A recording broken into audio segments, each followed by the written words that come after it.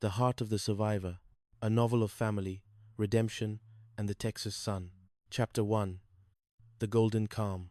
The Houston sun was a relentless spectator, hanging heavy and golden over Vesper Avenue. For Reba Hart, a woman whose life had been a series of tactical maneuvers and emotional firefighting, the heat was a familiar companion. It felt like a warm blanket, or perhaps a heavy weight, depending on the day. Today, however, was a rare day of smooth sailing.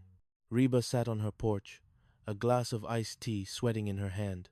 For the first time in years, the house behind her was quiet.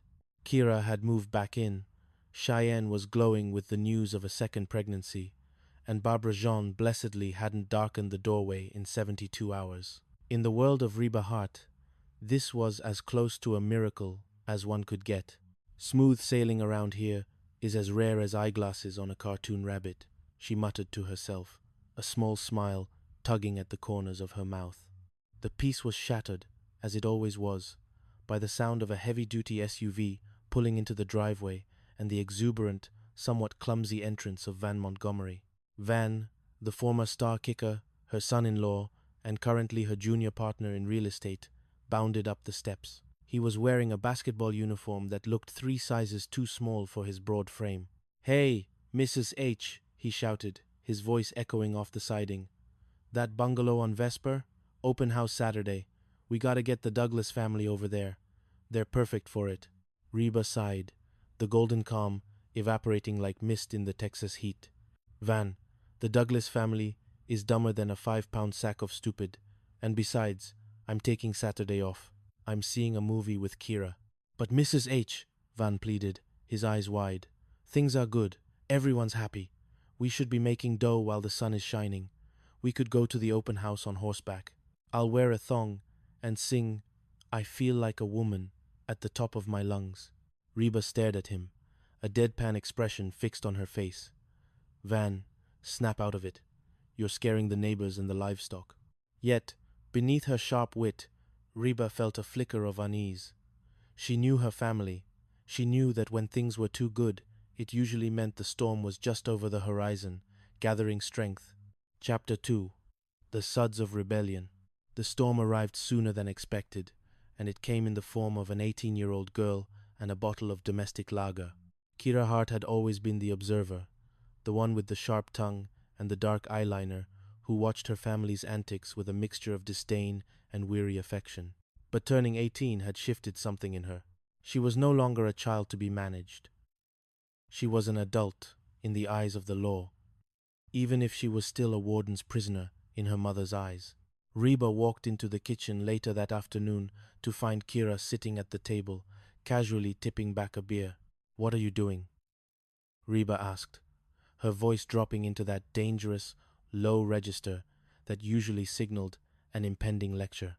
"Having a beer," Kira replied coolly. "Or as us kids say, it's all good." "Don't get smart with me, young lady," Reba snapped. "Since when do you drink beer?" "Come on, Mom. I'm 18. Which means it's not child abuse if you slap me, but it also means I can make my own choices." The argument escalated quickly, a familiar dance of rules versus rebellion. But the real blow came when Kira revealed the source of her newfound freedom. "Dad and Barbara Jean let me," Kira said, a triumphant glint in her eyes. "They said as long as I drink at home and they're there, it's okay. They're not the wardens, Mom." Reba felt the familiar heat of frustration rising in her chest. Brock and Barbara Jean, the duo she often described as dumber than a 10-pound sack of stupid. She marched over to Brock's house, her heels clicking a rhythmic war drum on the pavement. Inside the suburban palace that Barbara Jean had decorated in what Reba called early insanity style, she found her ex-husband and his wife looking far too pleased with themselves. "Are you two insane?" Reba demanded. "No, we're bored," Barbara Jean chirped, oblivious to the storm clouds on Reba's face. "You let Kira drink beer? She's a child." "She's 18, Reba," Brock said, trying to adopt a voice of reason that he rarely possessed. "We made a deal. It's a way to have control. If we trust her, she'll make the right choices." "You're her parents, not her drinking buddies," Reba shouted. "Things are going to be different. I'm putting my foot down. No more beer, no more letting rules slide. And for the love of all that is holy, no more parenting advice from magazines you found in a bar. Chapter 3. The Wheelchair Fraud. While the women of the Hart family were locked in a battle of wills, Jake was embroiled in a crisis of a completely different nature.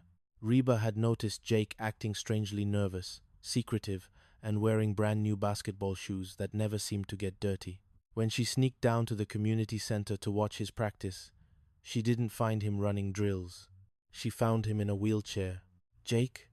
she whispered from behind the bleachers. The boy was incredible. He was sinking baskets from the three-point line, maneuvering the chair with a grace he never showed on his own 2 feet. The coach was shouting, "Great job! Wheels!" The realization hit Reba like a physical blow. Her son, her clumsy, sweet Jake, had joined a wheelchair basketball team, and he wasn't exactly handy-capable. Back at home, the confrontation was inevitable. Van, acting as a sort of makeshift mentor or co-conspirator, was the one to break the ice. "Jake, dude," Van said, sitting him down. "I saw you at practice. You're a handicapped fraud." "It happened by mistake," Jake cried. "I was just goofing off. I sat in the chair, and I realized I couldn't miss. For the first time in my life, I'm an inspiration. Girls want to push me home, Van." "You're an inspiration based on a lie," Reba interjected, walking into the room. "You can't stay on that team, Jake. It's cheating." "But I can't just quit." Van, ever the genius of the family, came up with a plan. "Really sick. With spina colada." "Spina colada?" Reba asked, rubbing her temples. "You want to tell people my son has a tropical cocktail?" "It sounds medical, Mrs. H. Trust the process." Chapter 4. The Offer. Amidst the domestic chaos, a professional bombshell was about to drop. Van Montgomery had always been loyal to Reba. She had taken him in when his own parents had turned their backs on him. She had taught him the real estate trade. But Van was also ambitious, and the Van dog was starting to feel the itch for something bigger. The call came from Steve Norris of Norris Realty, a giant in the Houston market. "Van, we want you," Steve had said. "Company car with heated seats, high-end client list, a salary that would make your head spin." Van spent 3 days hiding the flowers and steaks that Norris sent as persuasion. He knew that telling Reba he wanted to leave would be like telling a captain he was jumping ship during a hurricane. "Cheyenne, I can't do it," Van whispered to his wife one night. "The car has heated seats. It feels like someone has already been sitting there." "It's plush." "Just talk to her, Van," Cheyenne said, though she was distracted by her own burgeoning going good blues, a deep-seated anxiety that her life was finally too perfect and therefore doomed to explode. When Van finally gathered the courage, the conversation didn't go as planned. He waited until Reba was in a good mood, which usually meant after she'd had a moment of peace. "Mrs. H," Van began, his voice trembling. "Steve Norris, he made me an offer." Reba went still. She looked at the man who had become a son to her. She saw the ambition in his eyes, and the fear. "Is it an offer you want to take?" she asked softly. "Yes," Van whispered. "But I sworn my loyalty to you. I'm a heart partner for life." "Van," Reba said, her voice cracking just a little. "I was fine before I hired you. I'll be fine now. If this is what you want, you have my blessing." But as Van walked away, Reba felt the smooth sailing end for good. She wasn't just losing a partner, she was losing her right-hand man. And in the world of real estate, that meant war. Chapter 5. The Jablonski House. The professional split between Reba and Van turned ugly faster than a Texas thunderstorm.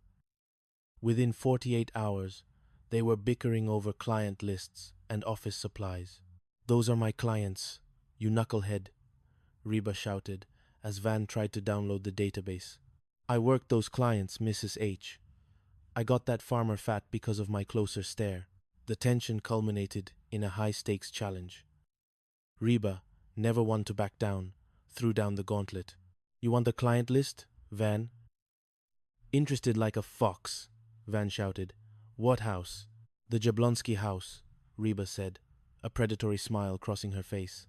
Van's face went pale. The Jablonski house was a legend in the local real estate community. It was located directly under the flight path of the Houston airport. It had 2 bathrooms, a kitchen from 1974, and walls that vibrated so hard during takeoff that pictures would fly off the mantel like startled birds.